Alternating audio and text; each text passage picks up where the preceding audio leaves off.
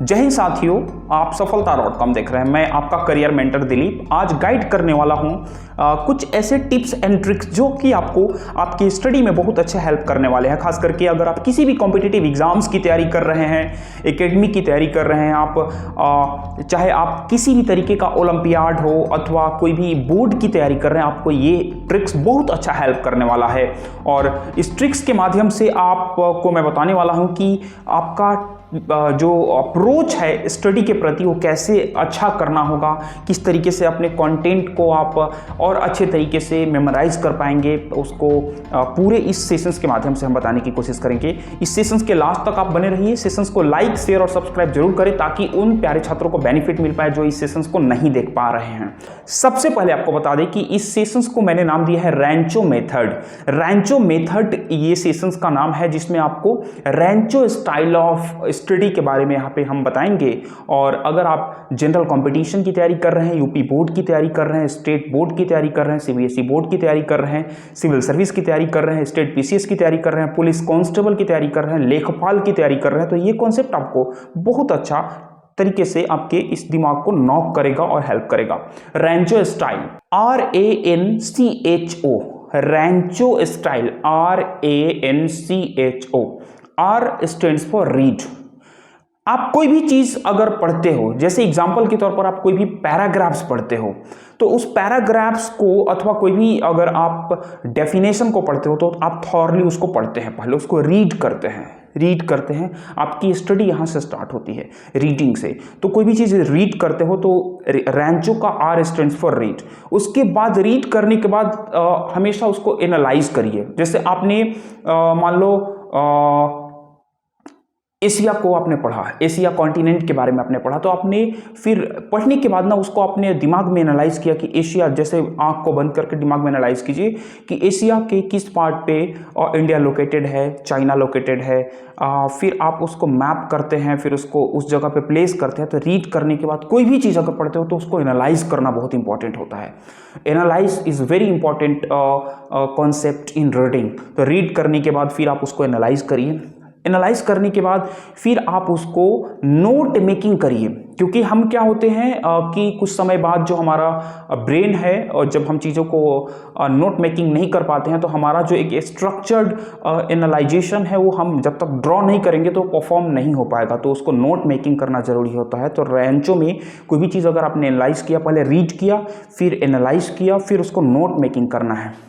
साथ में बच्चों, नोट मेकिंग के बाद फिर आपको चीज़ों को क्रिटिकली एग्जामिन करना है। जैसे आप समझो, अगर मैं जियोग्राफी की बात करूं, जैसे मैंने आपको बताया कि एशिया में हमने भारत को लोकेट किया, चाइना को लोकेट किया, फिर हमने गल्फ कंट्री को लोकेट किया, हमने कुछ मिडिल ईस्ट कंट्री को भी लोकेट किया, हमने साउथ ईस्ट कंट्री को भी लोकेट किया। फिर आपको लोकेट करने के बाद वहाँ से क्वेश्चन अराइज करना है कि इंडिया अगर लोकेटेड है यहाँ पे, इंडिया अगर हमारा इस प्लेट में लोकेटेड है तो यहाँ से क्या क्या क्वेश्चंस क्रिटिकली एग्जामिन में आपको करना होगा। नेक्स्ट जो चौथा पॉइंट है क्रिटिकली एग्जामिन में आपको निकालना होगा कि इंडिया का कॉन्टिनेंट, इंडिया यहाँ पे प्लेस्ड है, जिसकी वजह से जो वेस्टर्न डिस्टर्बेंस है वो कितना अफेक्ट करते हैं। क्लाइमेटिक कंडीशंस इंडिया का जम्मू एंड कश्मीर का अलग है, जबकि सेंट्रल पार्ट ऑफ इंडिया का क्लाइमेटिक कंडीशंस अलग है।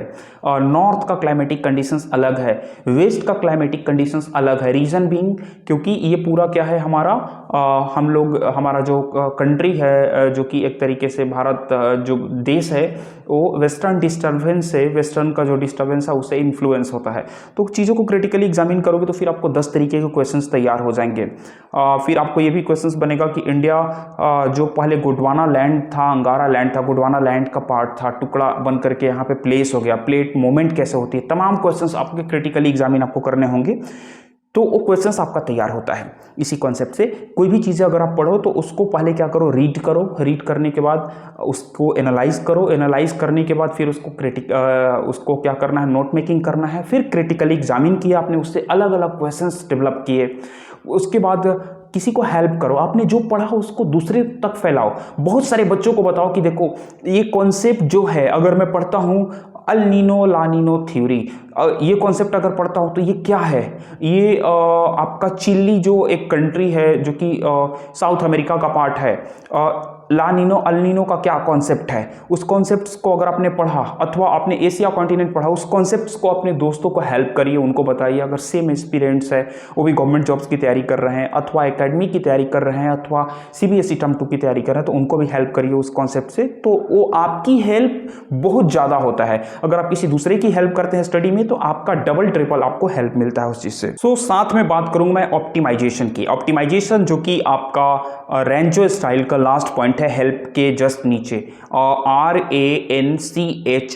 ऑप्टिमाइजेशन का मतलब यह है कि जो भी चीज़ें आपने पढ़ ली, उस चीज़ को दोबारा आप रिवाइज करते हैं तो उतना समय आपको नहीं देना होता है, क्योंकि ऑलरेडी चीज़ों को आपने अलग अलग फ्लो के साथ आपने उसको स्टडी किया। पहले उसको आपने रीड किया, फिर उसको आपने एनालाइज किया, फिर उसको आपने नोट मेकिंग करा, उसको आपने कॉपी पे ड्रॉ किया, फिर आपने चीज़ों को क्रिटिकली एग्जामिन करा, उससे आपने क्वेश्चंस अराइज किया कि कितने तरीके के क्वेश्चंस आ सकते हैं। फिर आपने इस चीज़ के बाद आपने उसको दूसरे अपने फ्रेंड्स को, दोस्तों को हेल्प किया, और फिर आपने ऑप्टिमाइजेशन वाले पार्ट पे आते हैं। तो आपने इसको ऑप्टिमाइज करना होता है, यानी जो चीज़ें आपने पढ़ ली है उसको दूसरों को बताइए। आप साथ में, आप जब दोबारा उस कॉन्सेप्ट को, दोबारा उस पैराग्राफ्स को आप पढ़ेंगे तो आपको उतना समय नहीं लगेगा जितना कि इनिशियली आपको लगता है, क्योंकि आपने उसके जिस्ट को समझ चुके हैं। तो मेथड ऑफ स्टडी आपको कैसा लगा?